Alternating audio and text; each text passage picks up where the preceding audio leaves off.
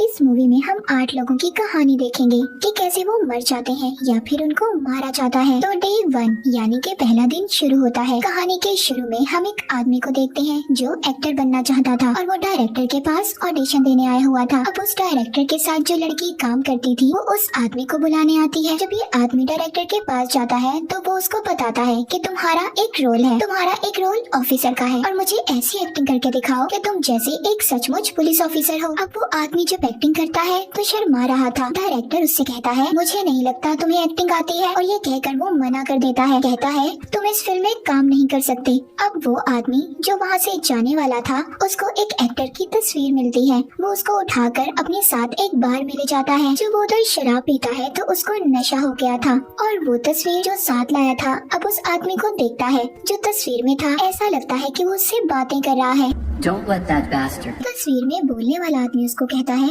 अगर तुम्हें फिल्म करनी है तो दोबारा से डायरेक्टर के पास जाओ और उसको सही एक्टिंग कर दिखाओ। अब वो दोबारा से डायरेक्टर को फोन करता है और कहता है क्या आप मुझे दोबारा से मौका देंगे, मैं दोबारा से एक्टिंग कर आपको दिखाना चाहता हूँ। अब जब वो डायरेक्टर के पास जाता है तो बहुत अच्छी एक्टिंग करता है। डायरेक्टर को भी उसकी एक्टिंग अच्छी लगती है। अब आखिर में ऐसा सीन होता है कि ऑफिसर किसी को गोली मार देता है। ये आदमी अपनी गन निकालता है और एक्टिंग की एक्टिंग में डायरेक्टर को सचमुच गोली मार देता है। जो लड़की डायरेक्टर के साथ काम करती थी जब वो आकर देखती है तो डर जाती है और चीखती है।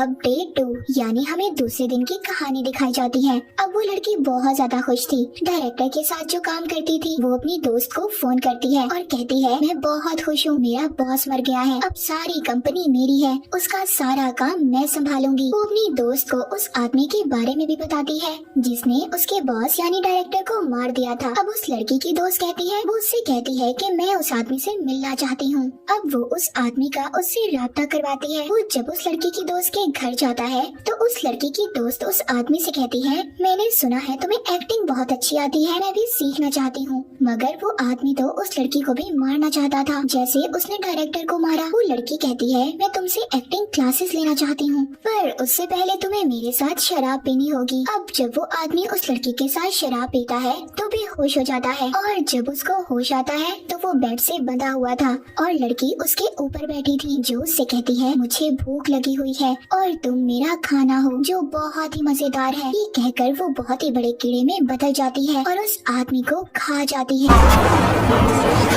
उसको खाने के बाद वो लड़की अपनी दोस्त को फोन करती है जो डायरेक्टर के साथ काम करती थी। वो कहती है मुझे मजा आया उसको खाकर, इसी तरह तुम और भी लोगों को मेरे पास भेज सकती हो। तभी उस लड़की के पाँव पर टैटू बना हुआ देखते हैं जो डायरेक्टर के साथ काम करती थी। मतलब वो भी एक इंसेक्ट यानी कीड़ा थी जो इंसानों को खाती थी और इंसानों के बीच में इंसान बनकर रह रही थी। तीसरे दिन की कहानी हम एक आदमी को देखते हैं जो बहुत ज्यादा नेक और मजहबी था मगर ये उन लड़कियों को मारता था जो ऐसे ही इंसानों के बीच में रहती थी और इंसान बनने का नाटक करती थी। मगर वो इंसान नहीं थी बल्कि एक खतरनाक किस्म का कीड़ा थी जो पूरे इंसान को खा जाती थी। अब वही लड़की जिसने एक्टर को मारा था वो एक पार्टी में से आ रही थी। जब वो अपनी गाड़ी के पास जाती है तो वही आदमी जो इसके जैसी लड़कियों को मारता था वो पीछे से आकर इसको पकड़ लेता है और उधर ही डेविल यानी शैतान का निशान बनाकर उसमें आग लगा देता है और उसको मार देता है। अब वो कातिल आदमी उस लड़की को मारकर बहुत ज्यादा रोता है, शायद वो उसको नहीं मारना चाहता था। अब वो एक चर्च में जाता है और उधर फादर के पास जाकर अपने बारे में बताता है कि पहले मैं ऐसा इंसान नहीं था मगर हाँ मैं ये भी जानता हूँ मैं इंसानों को बचा रहा हूँ उन खतरनाक चीजों से जो इंसानों के बीच में रहकर इंसानों को ही खा जाती हैं। जब मैं छोटा था मेरे माँ बाप मुझे बहुत मारते थे जिसके बाद से मेरे अंदर से सारा डर खत्म हो गया।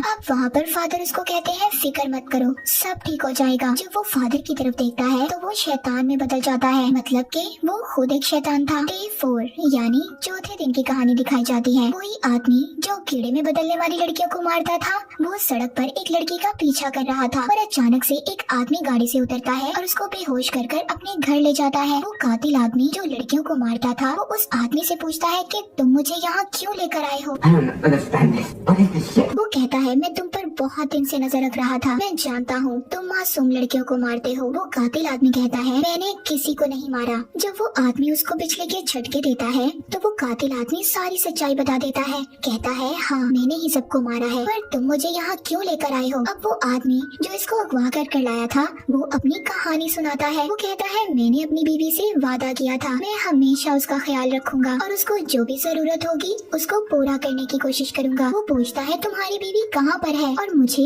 क्यों बता रहे हो ये सब। वो कहता है मेरी बीवी को जी वायरस हो गया है, वो ज़ॉम्बी बन गई है। अब उसको खून चाहिए, इंसान का गोश्त चाहिए, इसीलिए मैं तुम्हें यहाँ पर लेकर आया हूँ ताकि वो तुम्हें खाकर अपनी भूख मिटा सके। तभी उस आदमी की बीवी इधर आ जाती है और उस आदमी का खून पीने लगती है जो लड़कियों का कातिल था और उसको मार देती है। अब डे 5 हम 5वें दिन की कहानी देखते हैं। अब वही आदमी जिसकी बीवी ज़ॉम्बी थी उसके पड़ोसी एक बूढ़ा कपल थे। वो अपने घर के बाहर रूम फॉर रेंट यानी किराए के लिए कमरा खाली है का बोर्ड लगा देते हैं। उनको अपने घर पर किराएदार की जरूरत थी। उधर ही एक लड़की जो वर्जिश कर रही थी तभी उसकी नजर इसी बोर्ड पर पड़ती है। वो लड़की अपनी दोस्त को इस बारे में बताती है क्योंकि उसे किराए के कमरे की जरूरत थी और बोर्ड की तस्वीर खींचकर उसके पास भेज देती है। छठे दिन जब वो लड़की उस कपल के घर पर जाती है वो उससे बहुत ही प्यार से मिलते हैं और कहते हैं हमारा घर बहुत अच्छा है और तुम्हें बहुत अच्छा लगेगा। वो लड़की उनके घर पर एक तस्वीर देखती है, कहती है ये किसकी है। वो जो बूढ़ा कपल था वो कहते हैं ये हमारा बेटा है और यहाँ पर कम आता है, वो पेंटर है। अब वो उस लड़की को कमरा दिखाते हैं, उसको वो कमरा बहुत पसंद आता है। कहती है कल से मैं अपना सारा सामान लेकर आ जाऊंगी। तभी फोन की बेल बजती है। बूढ़े कपल में से लेडी फोन उठाती है। उसका बेटा बोल रहा था, कहता है मुझे भूख लगी है। वो लेडी कहती है तुम्हारा खाना तैयार है, जल्दी से आ जाओ। अब उस लेडी का बेटा घर पर जाता है और जब पूरा चांद होता है तो वो एक वेयरवुल्फ, एक खतरनाक भेड़िए में बदल जाता है।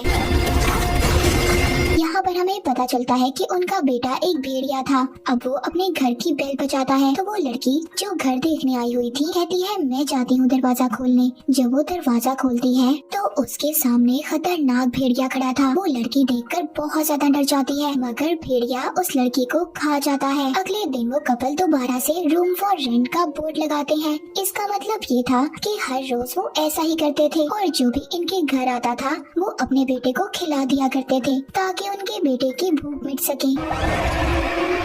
अब आता है डे 7 यानी कि 7वां दिन। यहाँ पर हमें उस बूढ़े कपल के बेटे के बारे में बताया जाता है। वो अपने माँ बाप से अलग रहता था और पेंटर था। उसके साथ 2 दोस्त होते हैं जो हमेशा उसके साथ रहते थे। उधर एक पेंटर की मौत हुई थी और ये सभी उसे देखने जाते हैं। अब उस बूढ़े कपल के बेटे को सामान मिलता है जो उसी मरे हुए पेंटर का था। उसमें एक किताब मिलती है। वो उस किताब में बहुत सारी तस्वीरें देखता है जो उसी पेंटर ने बनाई थी। वो अब खुद एक सफ़े पर अपनी बिल्ली की तस्वीर बनाने लगता है। तभी उसे दरवाजे पर आवाज आती है। जब वो देखता है तो उधर उसकी बिल्ली थी। वो उसको अंदर ले आता है और उसे खाना खिलाता है। तभी उस लड़के का दोस्त आता है जो उस बिल्ली को देखकर बहुत ज्यादा हैरान था। वो कहता है ये कैसे वापस आ सकती है, ये तो गुम हो गई थी। वो कहता है मैं भी नहीं जानता, बस मैंने इस किताब पर तस्वीर बनाई और ये वापस आ गई। उसका दोस्त कहता है मुझे लगता है ये कोई जादुई किताब है। ठीक है हम इसको चेक करते हैं, तुम इस पर नोटों की तस्वीर बनाओ। और जब वो ऐसा करता है तो उसको सचमुच बहुत सारे पैसे मिलते हैं। अब उसका दोस्त कहता है कि इसमें जो कुछ भी बनाना ध्यान से बनाना क्योंकि सब कुछ असल हो जाता है। ये कहकर वो वहाँ से चला जाता है। अब वो लड़का उसमें एक लड़की की तस्वीर बनाता है जो उसे छोड़कर चली गई थी। उसने ऐसा इसलिए किया था ताकि वो वापस आ सके। तभी उसकी बेल बजती है। उसको ऐसा लगता है कि शायद वो लड़की वापस आ गई है। साथ ही वो अपने दोस्त से फोन पर बात भी कर रहा था। उसको सब कुछ बता देता है। जब वो दरवाजा खोलने जा रहा था उसका दोस्त उसे मना करता है कि दरवाजा मत खोलना। अब उसका दोस्त बताता है कि जिस लड़की की तुमने तस्वीर बनाई जो तुम्हारी जिंदगी से जा चुकी है उसकी तो 1 साल पहले मौत हो गई थी और मैंने ये बात तुमसे छुपाई ताकि तुम्हें कुछ बुरा न लगे, तुम्हें दुख ना हो। अब वो लड़का बहुत ही ज्यादा डर गया था। तभी जब वो दरवाजा खोलता है तभी उस लड़की की आत्मा थी जो मर चुकी थी उस पर हमला कर देती है। उस लड़के का दोस्त आकर जब देखता है तो वो मर चुका था। उस लड़की की आत्मा ने उसे मार दिया था। जब वो उसकी किताब को देखता है जिसमें बनाया हुआ सब कुछ सच हो जाता था, उसमें आखिरी सफ़े पर शैतान की तस्वीर बनी हुई थी। अब उस लड़के का दोस्त ये सब सारा सामान अपने दूसरे दोस्त को पकड़ा देता है। यहाँ पर हमें उस दोस्त की कहानी दिखाई जाती है जिसके पास सारा सामान था, यानी कि इनका तीसरा दोस्त। जब अपने घर जाता है तो उसका मकान मालिक आकर कहता है कि अगर तुमने मुझे कराया ध्यान नहीं दिया तो मैं तुम्हें घर से निकाल दूंगा। उस लड़के की एक अमीर लड़की से दोस्ती थी जिसका हस्बैंड बूढ़ा था और उस लड़की ने पैसों के लिए उससे शादी की थी। एक दिन वो लड़का उस लड़की के घर में बहुत ही कीमती अंगूठी देखता है जो वो उस लड़की से पूछने जाता है तो वो नहा रही थी। वो उसको मना कर देती है और कहती है मेरे घर से निकल जाओ। लड़के को इस बात पर बहुत ज्यादा गुस्सा आता है और हेयर ड्रायर को चलाकर बाथ टब में डाल देता है जिससे उस लड़की की मौत हो जाती है और खुद वो अंगूठी चुराकर भाग जाता है। अब वो एक दुकान पर जाता है उस अंगूठी को बेचने। दुकान का मालिक पूछता है आखिर इतनी कीमती अंगूठी तुम्हारे पास कहाँ से आई? जिस पर वो उससे कहता है ये मेरे दादा की है। अब उधर दुकान का मालिक कहता है मैं जानता हूँ तुम इसको चोरी कर लाए हो, चलो तुम मेरे साथ एक गेम खेलो, अगर तुम जीत गए तो मैं तुम्हें $10,000 दूंगा। जब वो हाँ बोलता है तभी उधर वो शैतान की तस्वीर देखता है और डर जाता है। उसे समझ नहीं आती कि आखिर वो किधर आया है। ये दुकान के मालिक की तरफ देखता है तो वो शैतान में बदल चुका था और उससे कहता है मेरी दुनिया में तुम्हारा स्वागत है और उसको जहन्नुम में गिरा देता है जिससे वो वहीं पर मर जाता है। आखिर में हमें इस कहानी में बताया जाता है कि जिसने भी जिसके साथ गलत किया उसके साथ भी गलत हुआ, यानी कि उसको उसकी सजा जरूर मिली। और इसी के साथ ये मूवी यहीं पर खत्म हो जाती है।